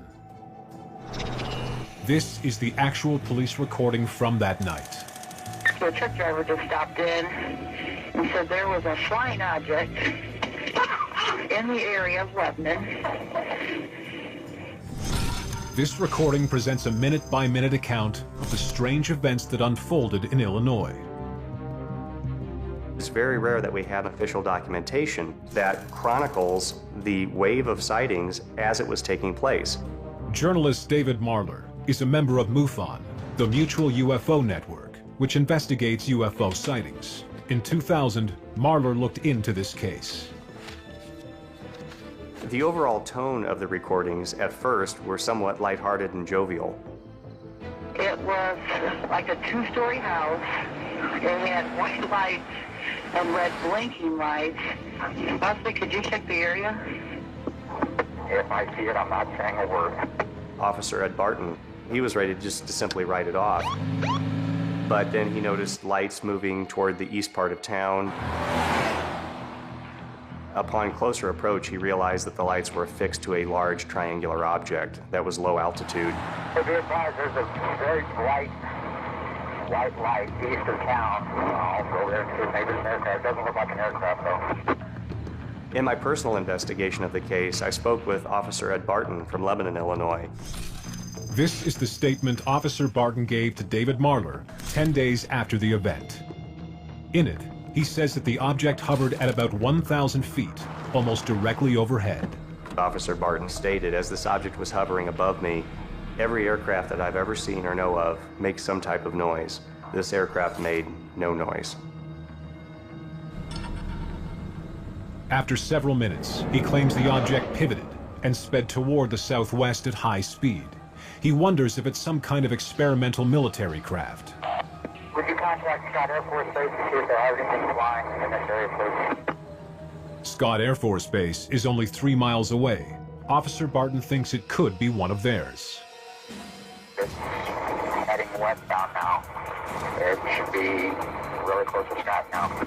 Matter of fact, if the Shiloh officer looks up, they can probably see it by now. The village of Shiloh is right next to Scott Air Force Base. At 4:24 a.m., Shiloh police officer David Martin responds to Barton's call. 25, I see something, but I don't know what that is. But just as he thinks he catches a glimpse of the object, it appears to suddenly shoot away at high speed into the distance. 15 minutes later, outside the town of Millstadt, Officer Craig Stevens says he spots it. CENTCOM 6004. Go ahead. I've got that object inside also. Are you serious? It's huge. 6004, does it look like what does it look like to you? It's kind of V-shaped. Officer Stevens tries to take a photo of what he's seeing. But due to the freezing conditions, the Polaroid doesn't turn out. There appears to be lights on the image, but there's no way to tell if it's a real physical object. Days later, Stevens makes these sketches for David Marler's report. He draws an object that is distinctly triangular. On the same night, in the town of Dupo, a fourth officer reports seeing something. Plotting the four sightings on a map, one can imagine a flight path traveling 38 miles over a 1-hour period. However, all they have is eyewitness testimony. There's no tangible evidence to examine. But the media doesn't need hard evidence to publish a story. The so-called Highland UFO made headlines. Newspaper accounts may have been fueled by the British and Belgian sightings a decade earlier. Triangle-shaped UFOs were now part of pop culture, and skeptics believe the accounts colored popular perception. UFO frenzies usually begin with either a single sighting or a sighting that was witnessed by multiple people. And then it gets reported, and if it gets picked up in the media, then that can start to drive the number of column inches. Then what becomes the story is not the UFO sighting, it's the event surrounding it. And that's the beginning of a myth. That's how myths are created. The biggest problem with UFO investigators is that they almost all believe. They're not objective enough. They're too driven by what they would like to be true. They do have a preconceived belief that UFOs are out there, that they are extraterrestrial in origin, and they are searching for evidence of that. And they are spring-loaded to find that evidence. Since I personally do not believe we are being visited by extraterrestrials, I'm spring-loaded in the other direction, and I'm willing to admit that. David Marler investigates UFO sightings for MUFON, an organization that believes UFOs may have alien origins. Marler's research, like the Belgians and Nick Pope before him, began by trying to rule out the military. I was mainly interested in seeing if the military was testing any type of experimental aircraft that might have been in the area. The fact that it was seen near a major military installation warranted that question. The estimated flight path of the alleged UFO shows it would have flown within 2 miles of Scott Air Force Base. The police and military declined to comment. Then, David Marler took the investigation a step further. I filed a Freedom of Information Act request with Scott Air Force Base, and I have the official documentation as a result. In a letter dated 2 weeks after the event, the commander of Scott Air Force Base responded to Marler's questions. They came back and stated negative, that they had no military aircraft in the area. They weren't testing or supporting the test of any vehicle in the area at that time. Marler then requested the radar data, hoping to get at least some hard evidence from that night. They stated that at the time of the UFO sighting, their radar systems were down. They were not operating.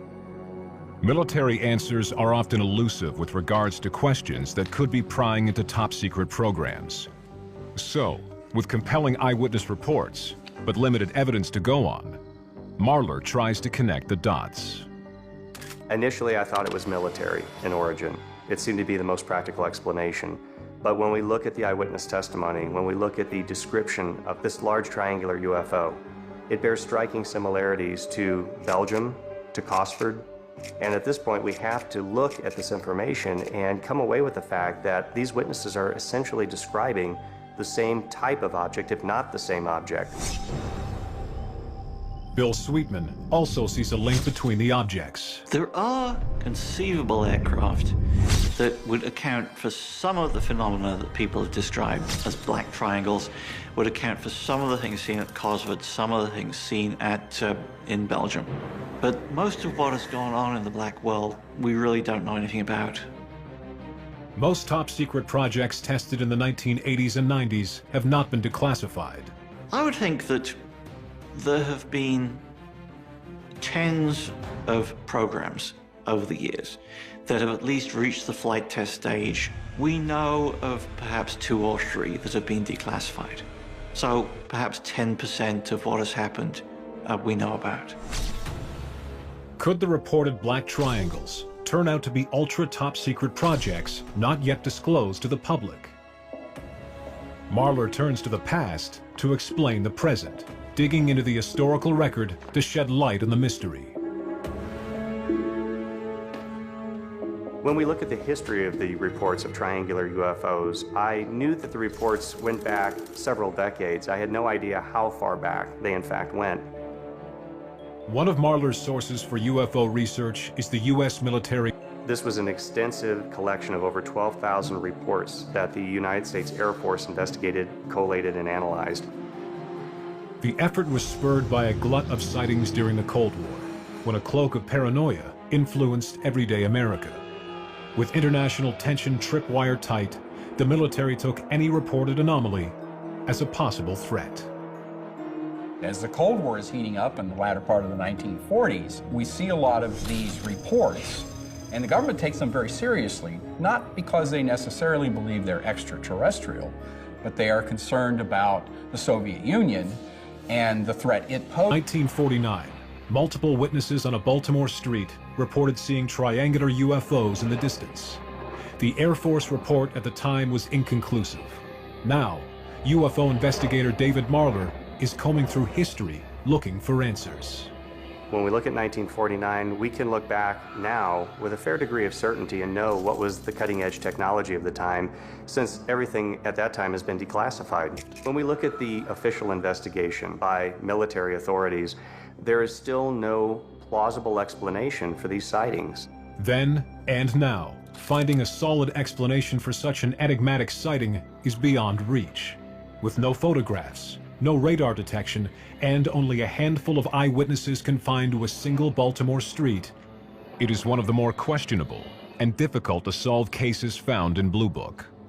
There's now declassified reports from the CIA in which their science and technology panels that were looking at these incidents would always come back to, we may not be able to exactly explain what was taking place here, but there's no evidence to indicate that this is a national security threat. The Baltimore case was one of several Air Force investigations into black triangles during the 1940s and 50s. Another report in Project Blue Book documents a sighting within the Air Force itself.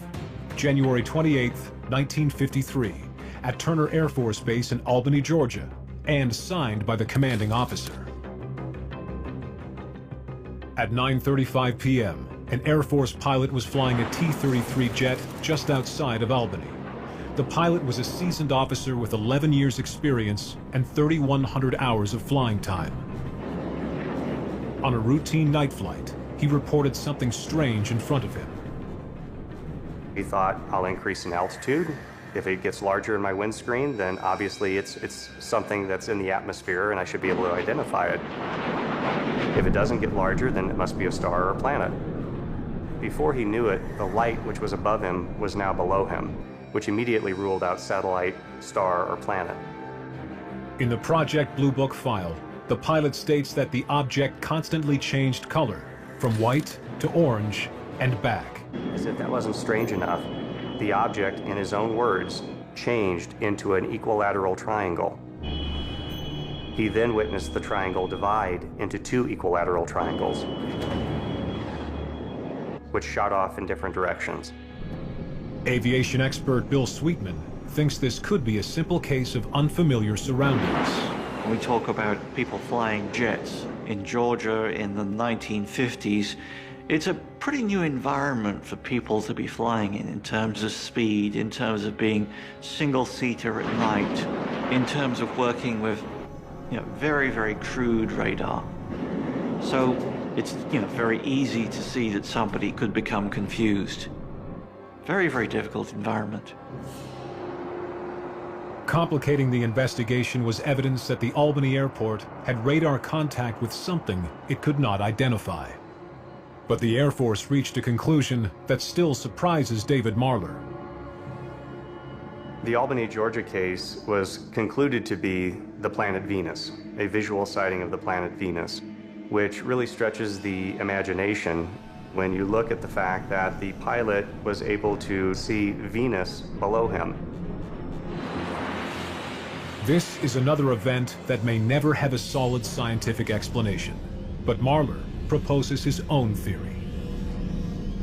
It really makes me lean towards the fact that some, underline that 3 times, some of these triangular UFOs may be of non-terrestrial origin. Without definitive evidence, all that remains are theories. In the absence of facts, what people do is they fill in the blanks with their imagination. In science, what we're supposed to do is just leave the blanks blank. You just keep working on it, and you don't fill it in with your imagination. Skeptics argue that it's a matter of critical thinking. They say that the black triangle wave is not evidence of aliens, but evidence of how a series of unconnected events can become a self-perpetuating legend. Such is the power of a good UFO mystery.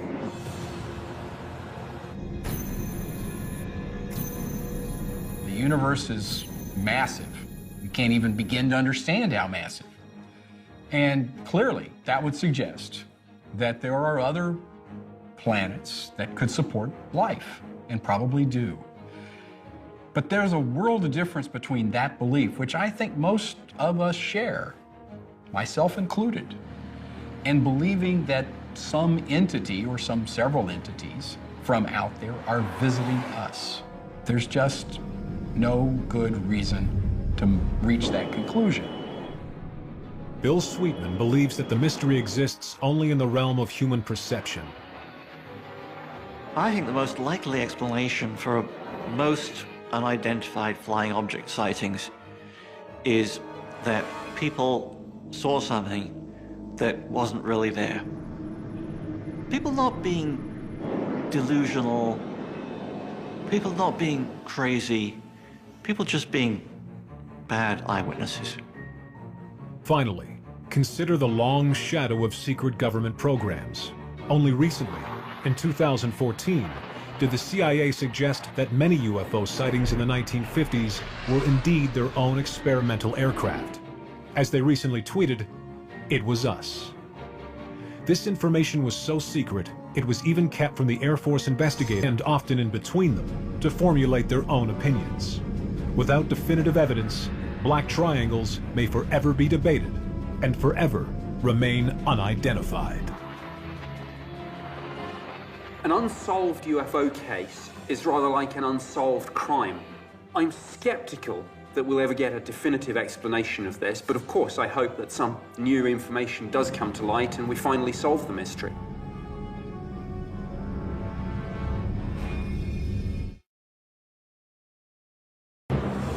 During the Cold War, fighter pilots were scrambled to intercept unknown objects at 30,000 feet. This is maximum speed, maximum urgency. These objects appeared to defy the laws of physics. There is absolutely no way to explain these sightings. Military documents reveal high-speed encounters with the unknown. But a lack of evidence makes it hard to verify and easy to speculate. You know, you have science, you have speculation. Which would you rather do?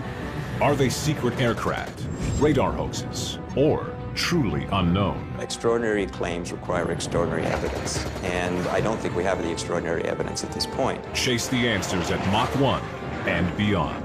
He was thinking, damn, I could be starting World War III. Unidentified flying objects. They've been reported in our skies for decades. Thousands of UFO sightings have been documented in official government files. Most have logical, scientific explanations, yet some cases remain unexplained, classified, unidentified. Can newly released files reveal the truth behind these UFO encounters?